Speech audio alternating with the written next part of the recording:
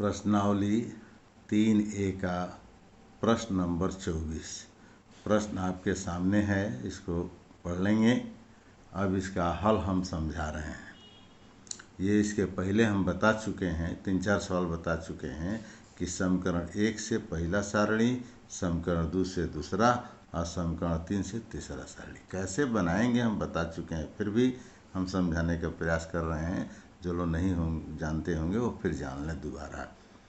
तो पहला समीकरण जब यहाँ उतार लेंगे तो इसको प्रतिस्थापन विधि से पक्षांतर करेंगे तो ये 2x बराबर हो जाएगा, ये -3 है तो इधर आएगा +3, अब प्लस वाला माइनस हो जाएगा। फिर 2 को इधर करेंगे तो ये बटे में हो जाएगा। तो इस तरह से x का मान इस समीकरण से निकाल लेंगे तो x बराबर 3y - 6/2। अब मान सारणी पहले ही बनाए हैं, फिर बना रहे हैं। ये y का मान 2 रखेंगे यहाँ पर, तो 2 3 6, 6 में से 6 गया 0, 0/2 बराबर 0। इस तरह से y के जगह पर फिर 0 रखिए तो इसका गुणा करिए तो 0 और -6/2, तो -6 में 2 से भाग देंगे तो -3। इस तरह से पहले भी बता चुके हैं कई बार, अब फिर बता रहे हैं। तो इस समीकरण से ये सारणी, इस समीकरण से ये सारणी और इस समीकरण से ये सारणी, ये पहले भी बता चुके हैं। इस तरह से आप पहला समीकरण से पहला सारणी, दूसरा समीकरण से दूसरा सारणी और तीसरा समीकरण से तीसरा सारणी आप बना लेंगे, पहले ही बनाए हैं। तो उसी तरह पहले की तरह इस बिंदु को पहले वाले को A मानेंगे, इसको B मानेंगे, इसको C मानेंगे, इसको D मानेंगे, इसको E मानेंगे, इसको F मानेंगे। अब इस बिंदु को ग्राफ पर कैसे दर्शाएंगे ये भी बता चुके हैं, फिर समझा रहे हैं कि बिंदु A है 0 2, कहाँ ग्राफ पर चलेंगे, ये x है ये y है, तो 0x और y 2, यानी यहाँ हुआ A। B -3 0, तो माइनस प्लस इसमें चलेंगे तो ये x का मान -3, 1 2 3, 1 2 3 और 0, तो यानी यहाँ पर होगा। तो ये हो गया B। A भी चल दिए, अब C D चल देंगे। C है 0 6, तो 0x का मान है और ये तो C यहाँ हुआ। D 9 0, x पर 9 चलो, ये D हो गया। इस तरह से A B C D graph पर दर्शा दिए। अब बचा E F, तो E है 0 2, तो x है 0 और y है 2, तो ये हुआ। यहाँ जगह नहीं है तो यहाँ E लिख दिए। E यहाँ लिखना चाहिए लेकिन जगह नहीं है तो एरो बना के इसको हम लिख दिए हैं यहाँ, तो E हो गया। F कहाँ होगा 2 2, तो 1 2 यहाँ और 1 2 यहाँ, तो यहाँ से यहाँ, यहाँ से F होगा। तो ये हो गया E, ये हो गया F। इस तरह से समीकरण 1 जो है ये AB है, तो समीकरण A से एक रेखा A B को मिलाते हुए एक रेखा खींचेंगे। समीकरण 2 से ये CD है तो CD को मिलाएंगे। और ये समीकरण 3 क्या है, EF है, तो EF को मिलाएंगे। E कहाँ है, यहाँ पर एरो बनाए हैं, और F इसको मिलाएंगे।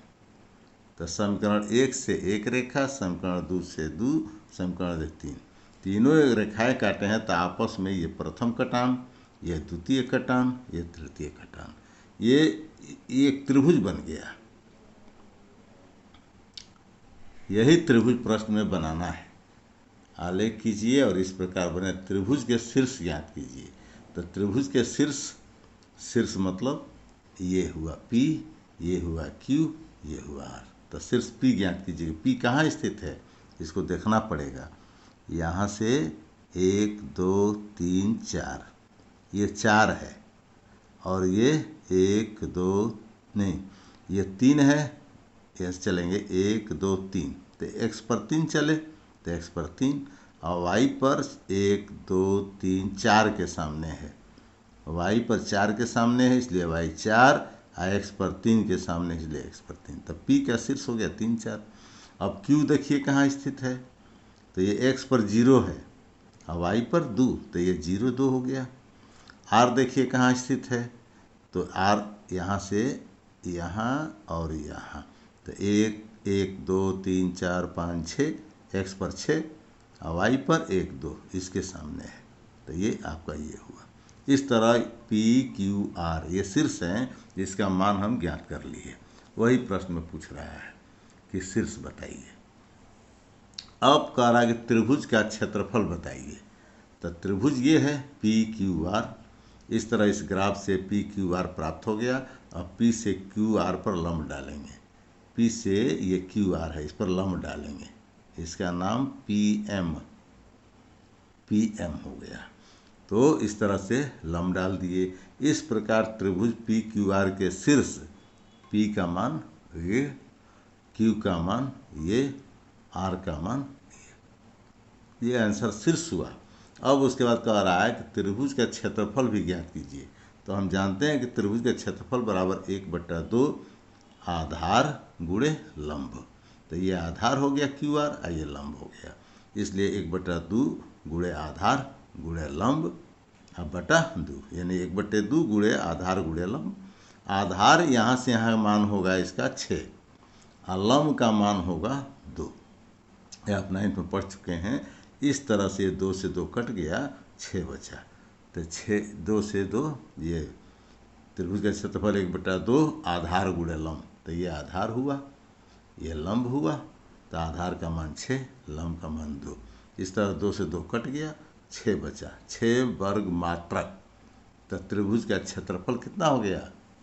त्रिभुज का क्षेत्रफल पूछ रहा है और त्रिभुज का क्षेत्रफल पूछ रहा है और इस तरह से क्षेत्रफल आ गया ये आंसर। इस प्रकार क्वेश्चन सॉल्व हो गया।